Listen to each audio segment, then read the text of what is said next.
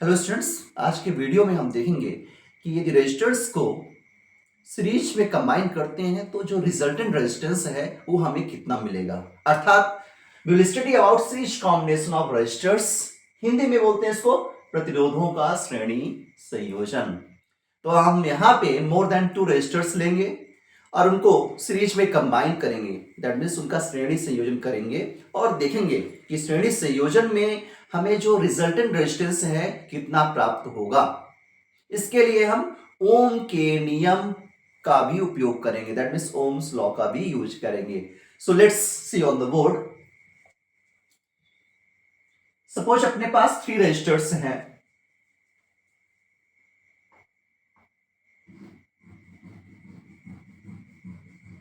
That is first resistor, ये पहला प्रतिरोध हो गया और इसका रेजिस्टेंस है R1। अब ये जो कि सीरीज कॉम्बिनेशन है, सीरीज कॉम्बिनेशन को एंड टू एंड कॉम्बिनेशन बोलते हैं, सिरे से सिरा कंबाइन करते हैं। सो ये फर्स्ट रेजिस्टर है जिसका रेजिस्टेंस R1 है, इसी में हम सेकेंड रेजिस्टर लेते हैं, कंबाइन करते हैं जिसका रेजिस्टेंस R2 है और एक और रेजिस्टेंस यहां पे लेते हैं। So we connect one more resistor of resistance R3.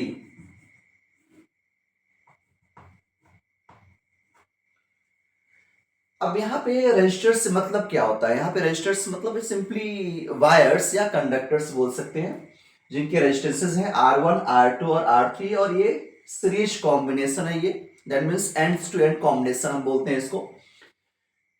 अब यहाँ पे इस कॉम्बिनेशन में हम एक बैटरी कनेक्ट करते हैं। अब बैटरी क्यों कनेक्ट करते हैं? लास्ट डे हमने डिस्कस किया है यदि हम किसी वायर में करंट फ्लो करना है तो उस वायर को बैटरी से कनेक्ट करना होगा।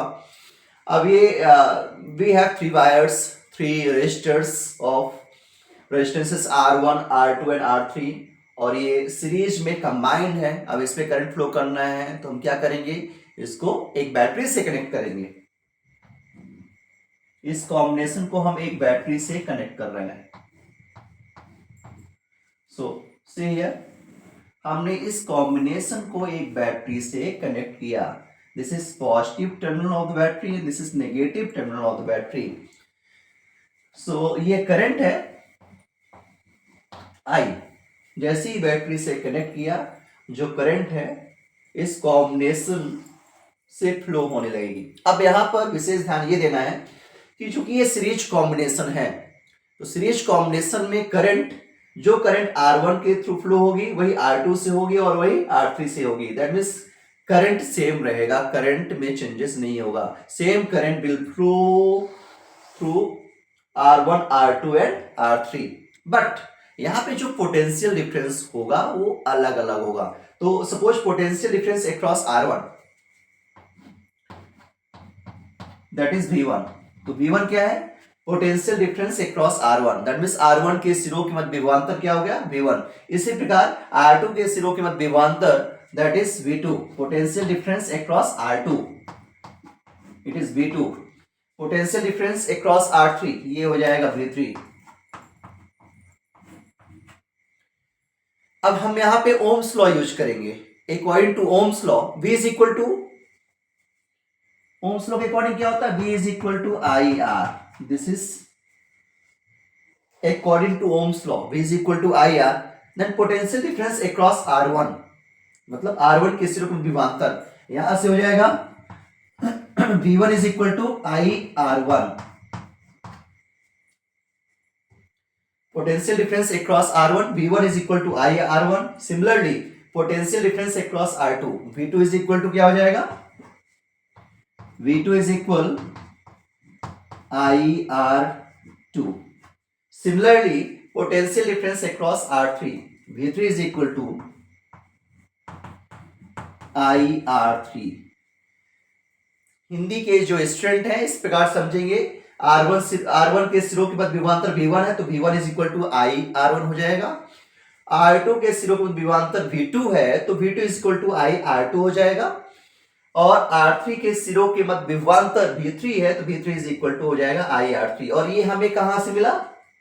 ओम्स लॉ से। क्लियर?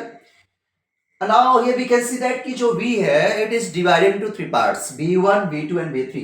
तो क्या हो जाएगा, V is equal to V1 plus V2 plus V3। But मतलब किंतु V इज इक्वल टू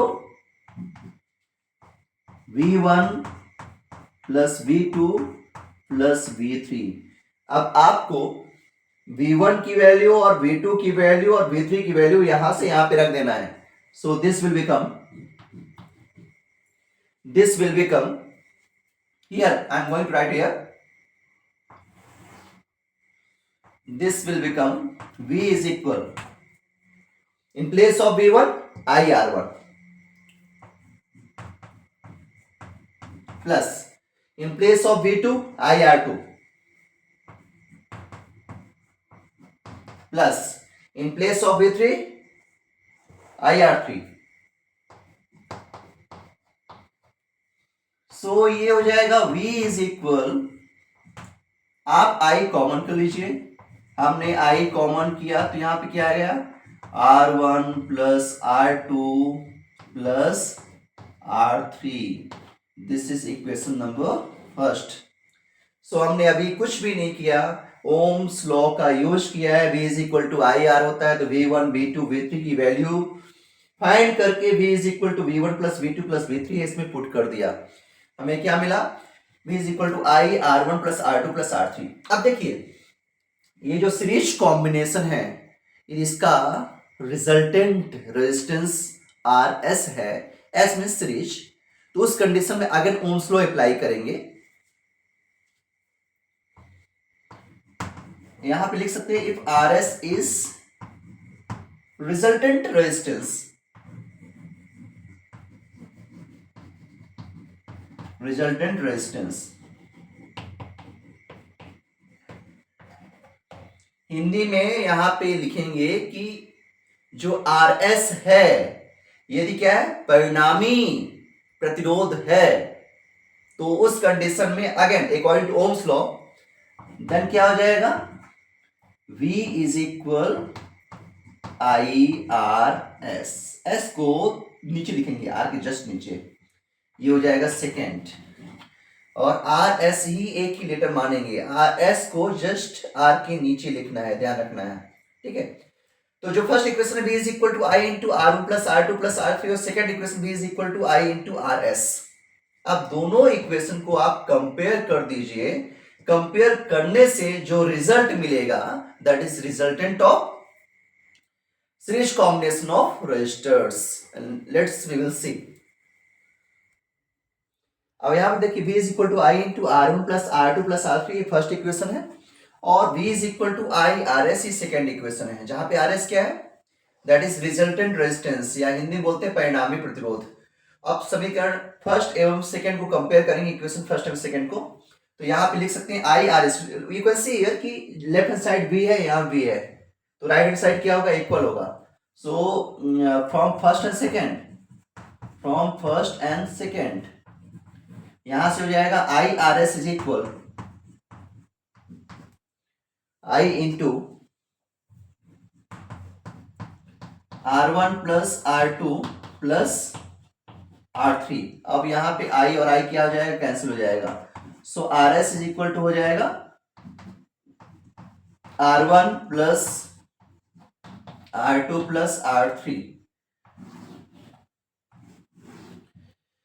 और ये हो गया resultant resistance of series combination if three resistors are connected. यदि हमारे पास तीन प्रतिरोध सीरीज कॉम्बिनेशन में श्रेणी संयोजन में है, तो इस कंडीशन में जो रिजल्टेंट रेजिस्टेंस होगा, प्रतिरोध होगा, RS इज इक्वल टू कितना होगा, R1 plus R2 plus R3।